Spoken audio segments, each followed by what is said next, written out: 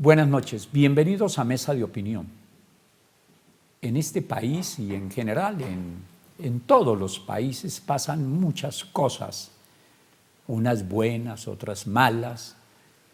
En los países subdesarrollados como el nuestro, la proporción es mucho mayor de las cosas malas que las buenas, pero tenemos una fuerza interior y unos valores que, aunque están invertidos en muchos colombianos, permanecen ahí.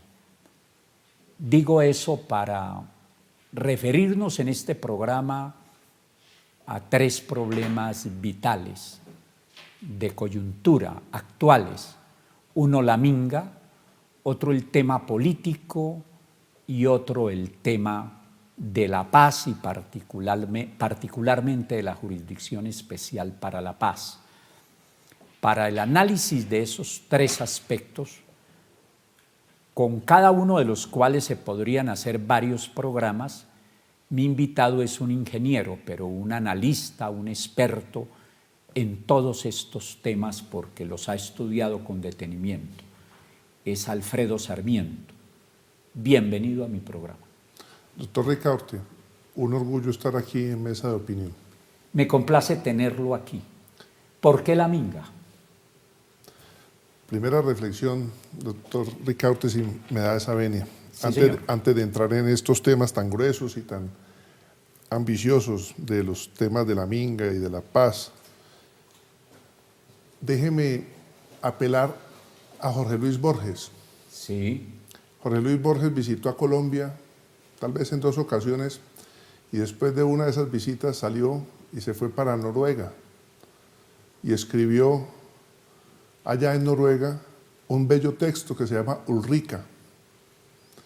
Ese texto habla de una mujer noruega, ella muy autónoma, muy dueña de sí misma, que entabla un diálogo con un compatriota nuestro, con un nombre muy colombiano. En estos momentos no recuerdo cuál era el nombre de ese personaje colombiano, pero este cuento da mucha razón de lo que sintió Jorge Luis Borges de haber venido a Colombia, porque Ulrica en un momento dado le pregunta a nuestro compatriota: ¿y tú de dónde eres? Y él le dice: soy colombiano. Y a renglón seguido Ulrica le dice: ¿y qué es ser colombiano? Y él le contesta: ser colombiano es un acto de fe. Esa fue la sensación que se llevó Jorge Luis Borges después de su breve visita en Colombia. Y yo creo que ser colombiano es un acto de fe, y me inscribo como usted en los que tenemos fe en Colombia, y tengo fe en la democracia colombiana. Y quiero traer esto a colación porque para abordar estos temas primero tenemos que hacer una reflexión sobre la democracia colombiana, doctor Ricaurte. No es una democracia de 5 sobre 5, ciertamente, sería iluso decirlo. Es muy recortada. Tampoco es una democracia de 1 sobre 5. Es una democracia perfectible, pero hay bases democráticas. No es una democracia colapsada. Y si nos ponemos de acuerdo en el terreno de que la democracia colombiana es susceptible de mejorías, pero hay democracia, podemos abordar todos estos temas complejos que usted tiene propuestos para la mesa de hoy. Y dentro de ese marco que usted ha planteado, doctor Eduardo... Alfredo. Digo, doctor Alfredo. Sí. Es que la vez, luego grabaré con Eduardo Sarmiento, que sí, es otro experto como usted. Permítame entonces que empecemos también por otra cosa que me duele mucho que todavía siga sucediendo. ¿El país todavía vive la patria boba? Yo tengo fe en Colombia y tengo fe en lo que está sucediendo. El hecho de que crea que seguimos viviendo la patria boba no me quita que tenga como usted fe en Colombia, la tengo mucho. Okay. Y por eso todavía vivo dedicado a comunicarme con la gente, pero lo que noto es que ese periodo, ese torbellino que vivimos entre 1810 y 1815, fundamentalmente en Colombia, que nos costó la Primera Guerra por la polarización, la envidia, no saber concertar, la lucha entre federalistas y centralistas que terminó ganándola el federalismo para mal de la República en ese momento, todavía la padecemos bajo distintos actores, distintos ángulos. Y otras y circunstancias. usted me movió a decir eso por su iniciación. ¿Qué le parece? Bueno, es una metáfora recurrente de decir que Colombia es una patria boba. Yo creo que es una patria vibrante, con complejos problemas, con muchas confusiones, con muchas narrativas, muchos discursos, muchas formas de leer lo que acontece en el país y que necesitamos de alguna manera seguir conversando y ojalá cada vez más conversar de manera fraterna, de manera solidaria, para que sin necesidad de reparar y profundizar las diferencias encontremos unos mínimos de consenso que nos permita identificar esos temas de bien común que nos convoque a todos. Y usted me proponía un tema para arrancar, la minga. Sí, señor. Este tema de las narrativas. La palabra minga es una palabra bella, muy importante para nuestros ancestros indígenas, valiosa. Pero mire lo que sucede con una palabra cuando la deja al garete usted. La minga es una convocatoria a las voluntades comunitarias para ir a desarrollar proyectos sociales, resolver problemas específicos, arreglar el acueducto, el vecindario, mejorar las casas, cultivar, etcétera, etcétera. Excúseme que lo interrumpa. Eso que está diciendo me hace pensar que ese problema con los indígenas debió resolverse dentro de los primeros 10 días, en razón a que un problema que no se resuelve a tiempo se va afianzando y va escalando. Se va escalando. Pero mire, doctor Ricardo, para terminar la idea, sí. Lo que está pasando en el sur de Colombia no es una minga, no es la reunión de voluntades para ir a resolver problemas comunitarios. Porque en medio de eso se filtran otros intereses y hasta los violentos están ahí. Exacto. Y la palabra se envilece. Sí. La palabra minga, yo creo que un llamado fraternal a nuestros conciudadanos, las comunidades indígenas, no la dejen deteriorar, porque eso es una palabra inspiradora que convoca voluntades para ir a trabajar en temas concretos. Una minga no es para ponerse una capucha y para ir a dañar una carretera y para ir a confrontar en los términos tan virulentos que se está confrontando a la sociedad colombiana. El tema que usted toca da para decir que entonces ellos tienen dos tipos de mingas. Una minga que es la de recordar el pasado, el ancestro, y una minga que es para componer las cosas que no están bien, y en ese sentido ellos tienen razón como están equivocados en exigir más de la cuenta. Nuestro pueblo dice, ni tanto que queme el santo, ni tanto que no lo alumbre. Entonces, ¿qué le ha faltado al Estado para solucionar el problema a tiempo? Porque ya está tomando mucha ventaja y las implicaciones de orden económico, de orden social, de orden humanitario son muy grandes. Hay que abonarle al gobierno nacional del presidente Iván Duque, sí, que es un gobierno dialogante. Le gusta el diálogo social y le gusta el diálogo social anticipatorio, y en ningún momento ha desconocido a los promotores de esta movilización, que yo no quiero llamar minga, la disposición a dialogar y a encontrar salidas. Pero cuando los promotores de esta movilización dejan las vías del derecho, las vías de la protesta social que está reconocida en la Constitución, para darle pie a las vías de hecho, a los bloqueos, pues están generando una situación que no permite un diálogo constructivo, un diálogo fértil y que pueda dar solución a las muchas reivindicaciones que están interesados estos movilizadores de las comunidades indígenas. Eso hace parte de nuestra incapacidad política en muchos aspectos, o mejor, eso hace parte de nuestra falta de formación política, que entre otras cosas hace que los problemas que afectan a unos no tengan por qué afectar a los demás. Vale decir, si la formación política del propio pueblo indígena, que admiro, fuera mayor, no estarían lesionando los intereses de tanta gente en razón de defender los suyos. La protesta social que está consagrada constitucionalmente, Sí, señor. y el gobierno nacional la ha reconocido, no tiene por qué convertirse en una patente de corso para afectar los derechos de otros ciudadanos. Y ahí hay una gran cantidad de ciudadanos con este bloqueo, que es un bloqueo ilegal, que no tiene nada que ver con la estética de una protesta social que reivindique legítimos intereses, están afectando a un empresario, están afectando a unos estudiantes, a unos enfermos, están afectando a una gran cantidad de ciudadanos por los cuales también tiene que ver el señor presidente de la República y su gobierno.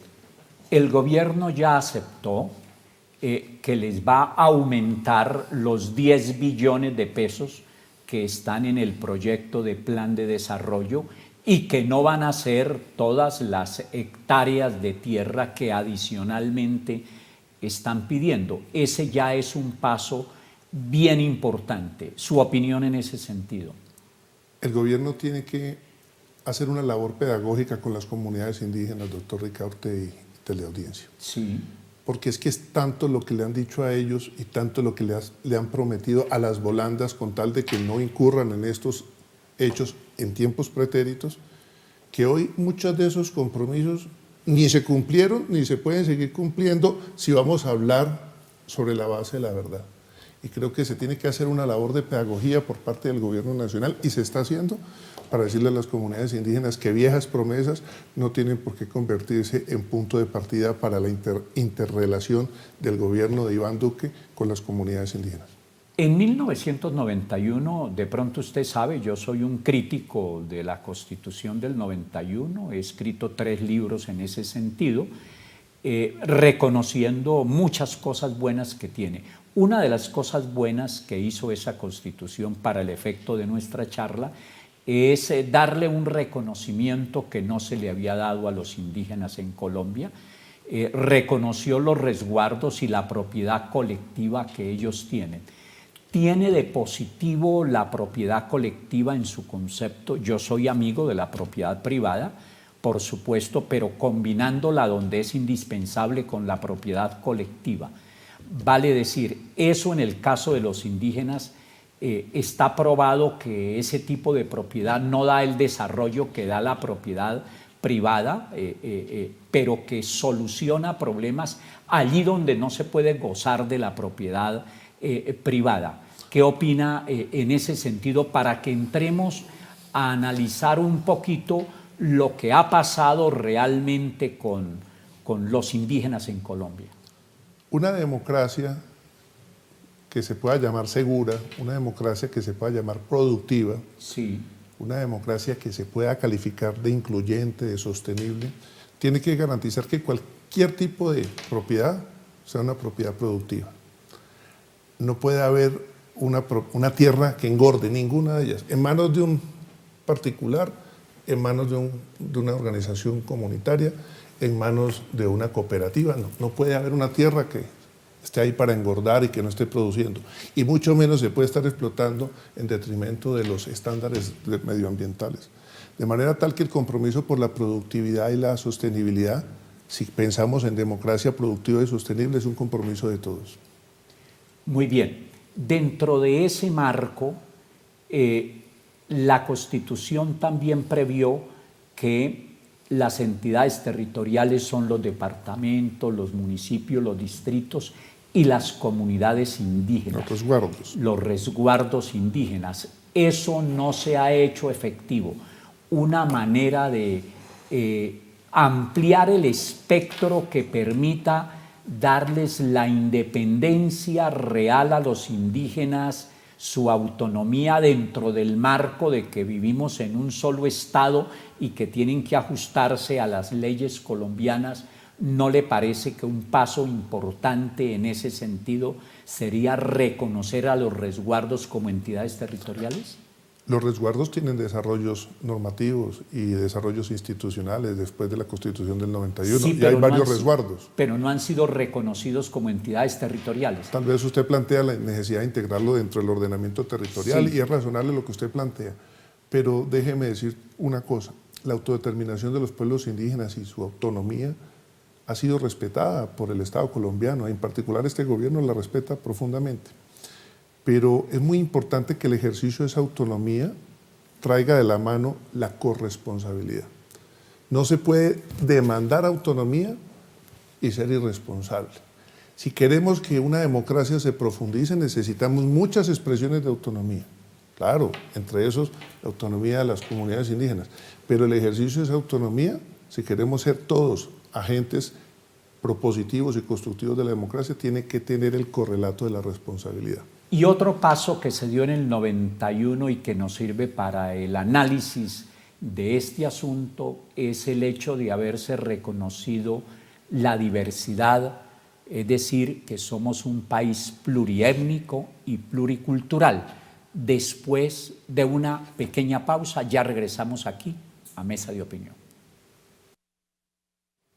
Regresamos a Mesa de Opinión, me encuentro con un analista, es polifacético, porque siendo ingeniero está dedicado a estos temas tan importantes que ojalá que todos los colombianos no nos encerráramos en nuestro propio yo, sino que nos entregáramos a lo que es común. El país sería totalmente distinto, ¿no le parece? Pues doctor Ricardo, usted ha sido muy generoso y me ha invitado a esta mesa también a hablar de temas de paz. Y pues es que la paz es un tema de todos. Cada persona, independientemente de su circunstancia, independientemente de su labor económica, independientemente de sus ideas políticas, está llamado a construir la paz. Y creo que es muy importante en los tiempos que corren, en estos momentos, cuando se discuten tantas cosas tan complejas, la minga, que llaman algunos, que yo no comparto ese concepto, las objeciones a la JEP, empezar a reconocer que todos tenemos derecho a participar en la construcción de la paz. Ya vamos para allá, pero entonces le había dejado planteado antes de la pausa el hecho del otro paso que en ese sentido se dio de manera bien importante, la de reconocer que este es un país pluriétnico y pluricultural, como que aquí uno de los problemas que tenemos, o mejor, una de las riquezas que tenemos es nuestra extraordinaria diversidad que la hemos dejado convertir en un problema. Dentro de ese marco que ya hemos trazado, entonces ya entiendo su criterio. Yo lo resumiría en esto, para decirle tanto al Estado como a los indígenas, ni tanto que queme el santo, ni tanto que no lo alumbre. Pónganse de acuerdo, el Estado no ceda más de lo que puede ceder, porque para quedar mal pues sobra tiempo y para seguirnos engañando también. ¿No le parece que esa es la solución y que debe ser cuanto antes, porque no puede perjudicarse todo un país por un problema que, si viene de un sector importante, no puede lesionar al país en su conjunto? Coincidiendo con lo que usted dice, lo diría con mis propias palabras. Sí, señor. La protesta social es un derecho y se puede ejercer, pero implica una estética, una ética y una responsabilidad. Los movilizadores sociales en el sur de Colombia están perdiendo sentido estético y ético de esa movilización. Y al gobierno nacional le corresponde también el ejercicio de la autoridad que está amparado por la Constitución, y tiene que saber cuándo lo usa, cómo lo usa y en qué circunstancias lo usa y en qué dosis lo usa. Muy bien. El otro tema propuesto es el de la política. ¿Y por qué vi que debía tratar ese tema con usted? Porque me pareció que su formación es muy importante, tocar ese tema en razón a que de la política indudablemente parte todo, y usted lo que ha sido fundamentalmente es un político, pero no tanto en la actividad, sino en lo que respecta a la ciencia política, que es lo que aquí no hemos querido aplicar porque no lo entendemos lo suficiente. Aquella política de la reflexión, de trazar el diseño, el gran diseño de país y de ejecutar ese diseño. Y dentro de ese gran diseño tenemos un grave problema que quiero tocarlo con usted. Es el de la polarización, el de la división. ¿Cómo es posible que si tenemos tantos, ahora que tocábamos el tema de que somos un país pluriétnico y pluricultural, si tenemos tantas diferencias por razones naturales que nos hacen muy ricos, ¿cómo es que no aprovechamos esa diversidad para ponernos de acuerdo entre todos en vez de vivir peleando? Su pregunta o su reflexión me lleva a recordar una columna que escribí recientemente que se llama Estanislao Zuleta Muy y importante. polarización. Ajá. Estanislao Zuleta, cuando recibió su reconocimiento honoris causa en la Universidad del Valle, dio una famosa charla que todos los colombianos y muchas personas en otros países conocen, se llama El elogio de la dificultad. Y él dijo allí, utilizó una expresión muy interesante, la no reciprocidad lógica. ¿En qué consiste? Para ser claro con la teleaudiencia. La no reciprocidad lógica es ese vicio que tenemos de referirnos en términos esenciales a los defectos de los demás y en términos circunstanciales a los defectos propios. Me explico. Ricaurte es mala gente. Yo, Alfredo Sarmiento, tuve que ser mala gente en ciertas circunstancias. Esa es la no reciprocidad lógica. A usted lo leo esencialmente, es mala gente, es de su naturaleza, es consustancial a usted. Si yo soy mala gente es porque me tocó, porque la vida me lo exigió. Esa no reciprocidad lógica se ha profundizado en Colombia en estos tiempos, porque ahora también existe una no reciprocidad lógica cuando nos referimos a las virtudes. Yo soy correcto, yo soy incorruptible, yo soy virtuoso. Usted tal vez fue virtuoso porque le tocó. Existe una, digamos, tendencia a referirse al otro en términos muy descalificadores y una genuflexa forma de tratarse uno mismo. Y creo que eso nos está polarizando. Aquí estamos con el tema de que los malos son los otros, los corruptos son los otros, los violentos son los otros, los mentirosos son los otros. Y para nosotros nos reservamos las virtudes, las verdades, la probidad, el pacifismo.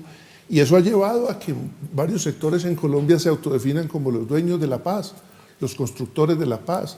Son los únicos voceros de las víctimas, son los que saben qué es la verdad, son los únicos que tienen las metodologías para hacer memoria.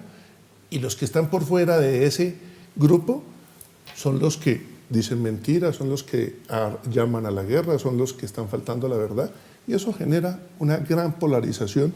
Y creo que en eso el presidente Duque, al que le reconozco muchas virtudes, pero por sobre todas una gran virtud, su inteligencia emocional, está llevando al país a decir, venga, esto es con todos, la construcción de paz es con todos, pongámonos de acuerdo, dejemos la vieja polarización, esa que quedó después de un desafortunado trámite de un plebiscito que apeló a un constituyente primario, tuvo unos resultados y fue desoído por parte del gobierno de turno. Pero según esa tesis, doctor Alfredo, entonces el presidente Duque no ha debido presentar las objeciones al proyecto de ley estatutaria porque, según su tesis, que la comparto, sí, en ese sentido, porque eso revivió un debate que el país debió haber cancelado, el debate político en torno de quienes éramos amigos del proceso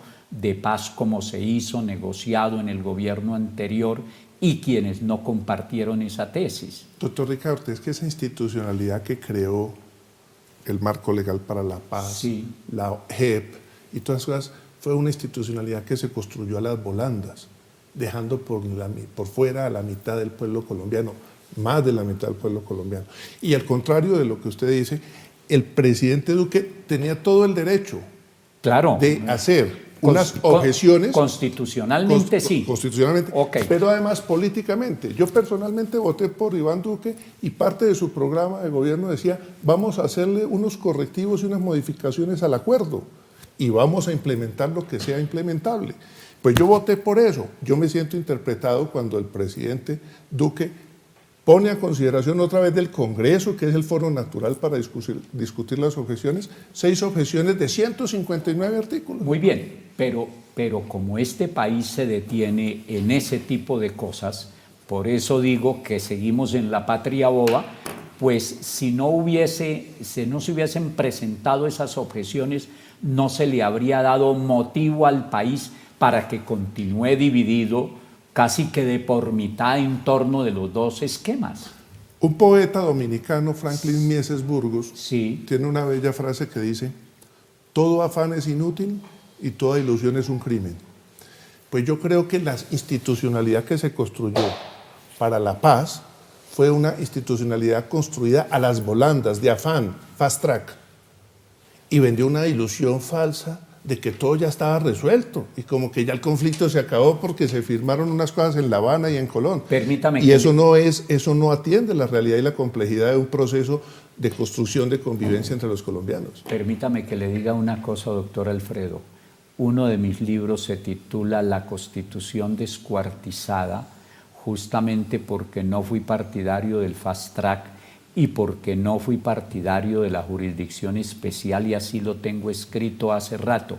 Pero como eso fue pactado así, nos parece que hay que cumplirlo porque no hay que generarle más motivos de inconformismo a quienes se desmovilizaron y entregaron las armas, que aunque el país no ha reconocido en su exacta dimensión lo que eso significó, es muy importante. Y entonces reconozco, porque así lo tengo dicho mucho antes, que efectivamente allí no debió hacerse lo que ya dije, pero como fue pactado así, no le parece que hay que cumplirlo, y que si se intentan unas modificaciones como fuera conveniente, eso debiera consultarse con quien se negoció para no dar motivos de incumplimiento o dar motivos de pretexto para incumplimientos. Si estamos hablando seriamente de construir la paz, no podemos crear cláusulas pétreas. Y yo creo que todo es susceptible de ser revisado, todo es susceptible de ser ajustado, todo es perfectible, pero sobre la base de un reconocimiento del otro. Y yo creo que Colombia tiene que reconocer que todos somos constructores de paz, pero hay una narrativa que viene de atrás que lleva a solo unos sectores específicos a decirse los dueños de la paz, de la verdad, de la memoria y de la reconciliación, cuando somos usted y somos todos. Pareciera, y es claro y evidente para la teleaudiencia, que tenemos un debate entre usted y yo, claro, pero a usted le asisten tantos derechos como a mí, como a toda la teleaudiencia, de construir paz independientemente de las divergencias que hayamos tenido en el proceso de construcción. Y eso hay que revisarlo. No se puede construir paz con cláusulas pétreas porque eso suena un poquito arrogante. Bueno, esa es una tesis respetable, pero desconocería el pacto hecho con las FARC, que fue un paso muy importante que todavía no pareciera que no nos hemos dado cuenta de eso, pero le planteo otra cosa. Es indudable que no debieron hacerse muchas cosas dentro del proceso de paz.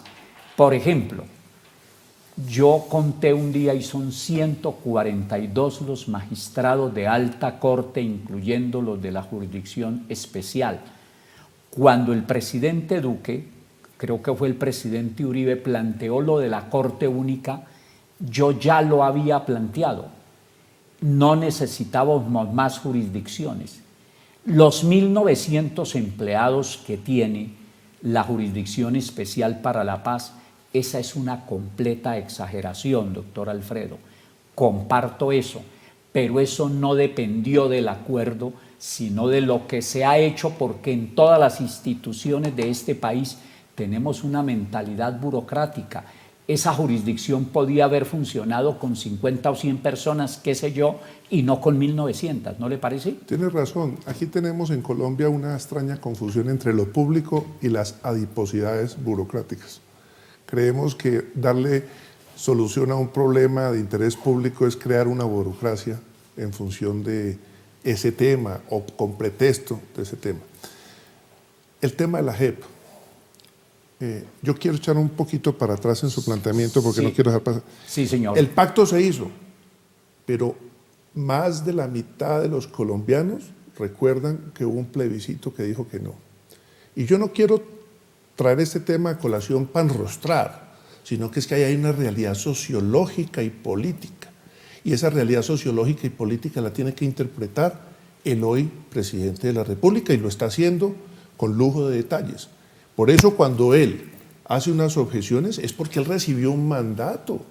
Le dijeron, venga, vaya y revise ese acuerdo, hágale las modificaciones necesarias e implemente ciertamente lo que sea susceptible de implementar. Ya sigue, Sí. porque lo interrumpo para esto. En eso ha sido un gran acierto del presidente Duque, intentar unir este país, y su esquema de entendimiento me parece muy bien. Por eso es que resulta para mí extraño a ese comportamiento del señor presidente el hecho de las objeciones, porque mire que el país ha seguido, ¿cuánto llevamos? 2 meses, qué sé yo, 3 meses, en el mismo cuento, olvidándonos de lo trascendental y de las tantas cosas importantes que hay aquí por hacer. Enhorabuena la Corte Constitucional ante una inexplicable solicitud por parte del presidente de la Cámara de si tenía o no competencia el Congreso de la República para debatir el tema. Contestó lo que tenía que contestar. Claro, porque no tiene funciones consultivas. Y enhorabuena lo hizo. Muy bien, me toca hacer una pausa, ya regresamos a Mesa de Opinión.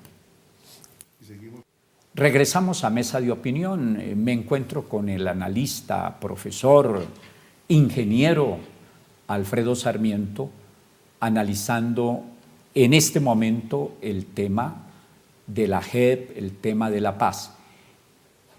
El doctor Sarmiento, antes de la pausa, recordaba lo del plebiscito, y quiero preguntarle sobre ello por esto, doctor Alfredo. Nos hemos detenido, y el sector que no compartió el acuerdo se ha detenido mucho en seguir mencionando lo del plebiscito, y eso divide al país. ¿Y por qué lo menciono? Porque efectivamente Santos se equivocó convocando un plebiscito. No tenía la necesidad de hacerlo, porque el presidente de la República, cualquiera que sea, no solamente tiene la facultad, sino la obligación de hacer la paz.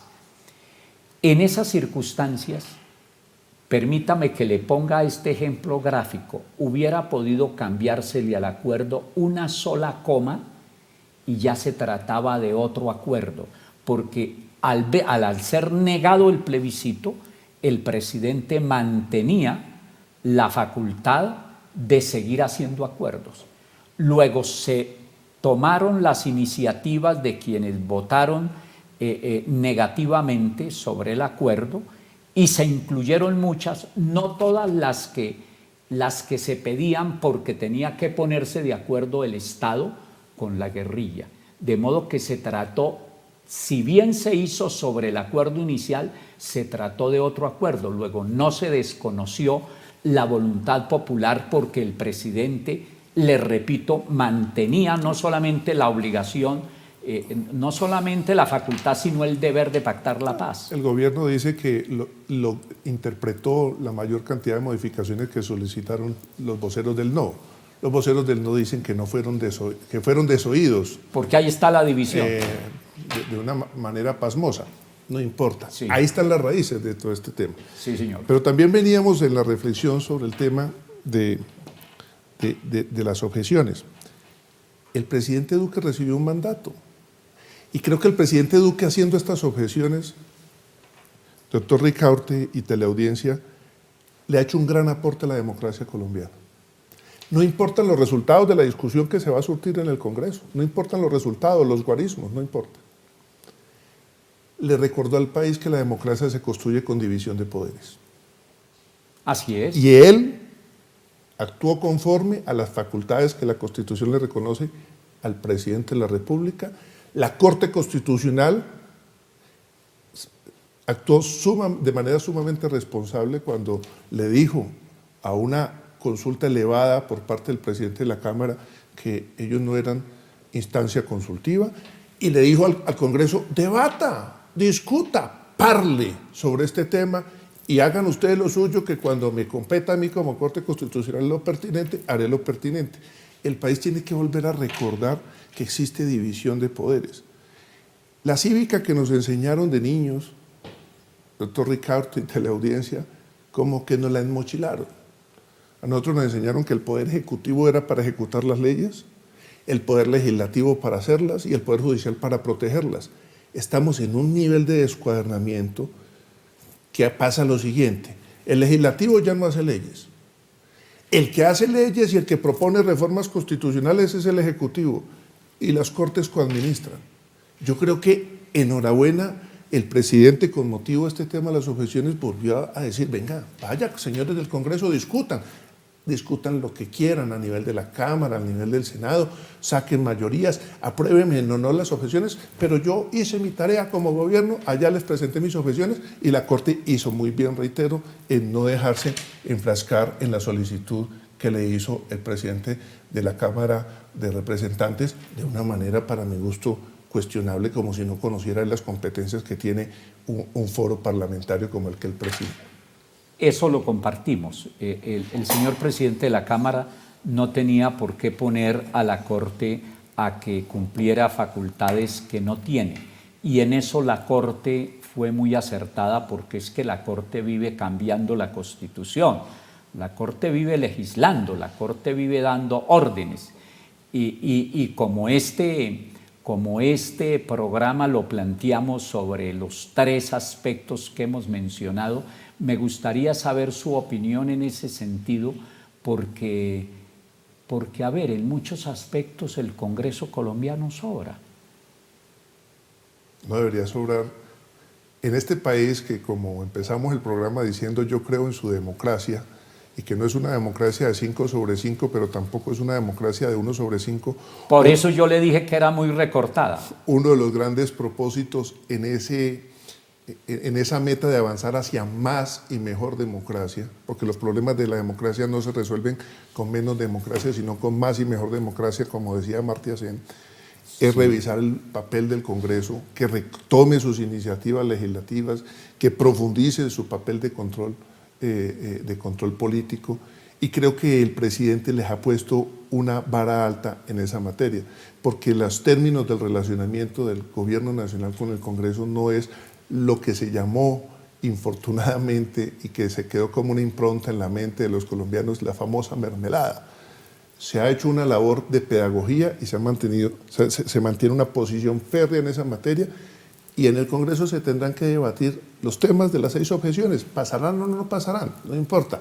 Pero el presidente también hizo un aporte a la democracia, atendió un mandato mayoritario. Yo me siento interpretado por esa labor de las objeciones. No importa el futuro de las objeciones en el debate que se haga en el Congreso. Y ha tocado Alfredo Sarmiento un tema muy importante, el de la mermelada, los auxilios parlamentarios, los cupos de cofinanciación, aquella prerrogativa que no fue buena, dada por el presidente Carlos Lleras Restrepo cuando le quitó al Congreso la posibilidad de influir en la asignación de los recursos del Estado. Ese será un tema que tocaremos enseguida, después de la última pausa. Ya regresamos a Mesa de Opinión. Regresamos a la última parte de Mesa de Opinión. Mermelada, auxilios parlamentarios, cupos de cofinanciación. Ojalá que de verdad en esta coyuntura se acabe, porque así como los auxilios eran buenos cuando no se los robaban, eran malos o son malos cuando se los roban. Su opinión rápida en ese sentido, doctor Alfredo. Que el gobierno nacional se mantenga firme y férreo en no incurrir en la trampa de las mermeladas. Que el Congreso de la República discuta lo que tenga que discutir en el ejercicio de su función misional, que es ser un espacio de parlamento, de deliberación, de control político, pero que no sea la tranza y el negocio electorero el que empañe la gestión gubernamental. Problemas como el de los indígenas, problemas como el de la falta de justicia que en Colombia es tan escasa, problemas como una división territorial que no ha reconocido a las regiones como entidades territoriales, y que las mantiene limitadas cuando sociológicamente ahí están y tantos otros no están exigiendo una constituyente en el país? Esa pregunta suya es muy importante, doctor Ricaurte, y sin que yo quiera dejar la sensación de que soy promotor de una constituyente, debo decir que se están configurando una serie de hechos que ponen a los ciudadanos del común a decir, venga, volvamos a barajar y volvamos a empezar, porque la institucionalidad está absolutamente confundida. Reitero, las Cortes coadministrando, los gobiernos legislando y los congresos poniendo peajes antes. Yo creo que eso hay que revisarlo. El tema de las autonomías que reclaman las entidades territoriales o nuestras comunidades indígenas. Sí, claro que una democracia tiene que garantizar esas autonomías, pero esas autonomías no son patente de corso para ejercerlas a las volandas y de manera irresponsable. Aquí se habla de autonomía universitaria, autonomía de los medios de comunicación, autonomía de las entidades territoriales. Sí, hay que profundizar las autonomías porque somos una democracia y una democracia perfectible, pero hay que ponerle un correlato de responsabilidad a la empresa privada. A todas las expresiones de la autonomía hay que ponerle una responsabilidad a la familia. Muchos temas están sobre la mesa. ¿Qué es familia hoy por hoy? Hay una discusión grande. La Constitución tiene una definición de familia. Las sentencias de la Corte Constitucional, como usted lo dijo, en algunos casos no está protegiendo la Constitución, sino que ya casi que está en el terreno de redactar constituciones. Está asumiendo funciones constituyentes y las Cortes no están para eso. Entonces todos esos elementos se entreveran. La gente está mirando lo que pasa en el sur de Colombia con la movilización indígena, que reitero, yo no le llamo minga, y están diciendo, oiga, ¿qué es estos derechos que tienen los indígenas que parecieran ser derechos superiores a los de un ciudadano común y corriente? Debemos crear una sociedad donde todos los ciudadanos tengamos claridad de que son los mismos derechos y son los mismos deberes y no hay ciudadanos de primera y de segunda. O que la protesta social, que también está reconocida en la Constitución, necesita unas reglamentaciones y unas precisiones. No hay que mirar con angustia o con desespero las tesis que en su momento hizo el ministro de Defensa diciendo, venga, aclaremos qué es protesta social, porque en nombre de la protesta social aquí estamos haciendo y deshaciendo. Agreguémosle a todo eso, entre muchas otras cosas que podríamos decir al respecto, una, cuando se expidió la Constitución tenía 380 artículos permanentes y 60 transitorios. Hoy tiene 100 transitorios, tiene un título adicional, el Fast Track la descuartizó. Tenemos una Constitución que ya es un código que no ha resuelto los problemas originales y al contrario se han agravado. Eso, como usted bien lo insinúa, y no se quede, lo invito de manera un tanto tibia, sino que como la gran mayoría de colombianos, ojalá se pusieran en la tarea de analizar el tema con detenimiento para que nos demos cuenta que además el pacto social en Colombia hace rato está averiado y eso lo recompondríamos en una asamblea constituyente donde con seguridad irían los grupos insurgentes que todavía quedan por fuera de la civilidad. Como analista veo que se están dando muchos insumos que llevan a la gente a decir, hombre, volvamos a barajar, y no solo en los temas de la justicia, todos los temas, y la gente eso lo traduce en una reforma constitucional. Ahora, para no caer en los términos de la patria boba, no caigamos tampoco en la ingenuidad de creer que porque cambiamos la Constitución y la resumimos, ojalá la resumamos en el evento en que se diera un debate constituyente en Colombia, ya entonces automáticamente estamos en unos escenarios de reconciliación y en un idilio de sociedad. No, las transformaciones culturales son mucho más complejas, más profundas, pero yo sí creo que hay un laberinto normativo, un laberinto constitucional, un laberinto de jurisprudencias que tienen loco al país. Cuando yo fui director de desarrollo rural, sí, le cuento esta anécdota, sí, señor. En el empalme que me hacían, me encontré con un resto, yo no me encontré con agrónomos y zootecnistas para mirar a ver qué hacíamos de proyectos productivos, sino con un resto de abogados que me hablaban de los autos, el auto número tal, que con afrocolombianos, que con indígenas, el auto, y le dije, pero venga, esto es un parqueadero, Esto parece un parqueadero, esto no parece una dirección de desarrollo rural, porque me toca entender, es un resto de autos. Hay un laberinto normativo que dificulta mucho la construcción de la vida colectiva, de la vida social. Creo que el país puede llegar a pensar eso. No me trate de tibio, porque no digo que vamos o que tenemos que ir a hacer una reforma constitucional. Hay hechos que se están configurando para ambientar eso. Lo que pasa es que si alguien plantea eso, entonces dice que es que está tramitando intereses particulares, porque el país también está atrapado en un laberinto de suspicacias. No es sino que usted me diga algo y yo estoy pensando cuál es la doble intención suya. Y los colombianos debemos también salir un poquito de ese laberinto de las suspicacias para adentrarnos en la confianza que exige la construcción de más y mejor democracia.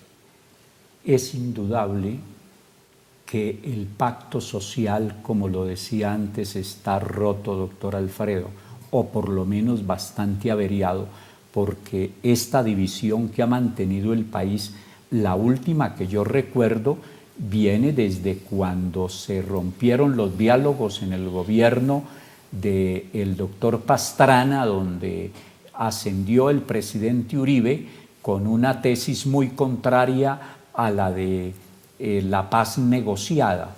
Entonces, desde entonces el país ha estado dividido, y ahora reconociendo que el señor presidente Duque tenía la facultad de hacer las objeciones por razones de inconveniencia, continuamos en la misma división, y si saliéramos de esa división como debemos salir, surgirá otra, porque en el fondo lo que está averiado es el pacto social, y no me cabe duda de que la solución para eso, que es lo más importante entre todas las cosas urgentes que tenemos, sería una asamblea constituyente. Pero que sea un pacto social para más y mejor democracia, doctor Ricaurte. Claro. El país tuvo que vivir la seguridad democrática. Yo acompañé ese proyecto, yo lo acompañé. Tuvo que vivir la transición de la prosperidad democrática. Yo entiendo que en Colombia existan personas que promueven las tesis de la legalidad democrática, como Antanas Mocus, que exista el Centro Democrático, partido con el que tengo afinidades, que exista el Polo Democrático, pero mire, todas esas expresiones tienen de común denominador que la democracia es un adjetivo, no es un sustantivo. Yo creo que el país tiene que empezar ya, pronto, a hablar de democracia en términos sustantivos. Entonces hablemos de democracia segura, hablemos de democracia productiva, hablemos de democracia incluyente, sostenible, soberana, institucional, porque si no vamos a dejar la democracia como un convidado de piedra en ese pacto social que usted cree que lo tenemos que volver a barajar con una constituyente. Muy bien, qué bueno que haya venido a Mesa de Opinión. Muy generoso, doctor Ricaurte, un saludo a la teleaudiencia. A ustedes muchas gracias por permitirnos cada 8 días estar en sus hogares. Miren, antes de despedirme, uno de los artífices poco reconocido en ese sentido del Frente Nacional que trajo la paz política entre liberales y conservadores fue José Galat, autor, entre muchas otras cosas, de un socialismo comunitario. Fue el gestor de las empresas comunitarias en Colombia y no solamente, entre muchas cosas, un gran catequizador, un gran filósofo, un gran conservador, pero con ideas sociales y, amén de eso, un gran educador. Nuevamente paz en la tumba de José Galat. Feliz noche, que descansen.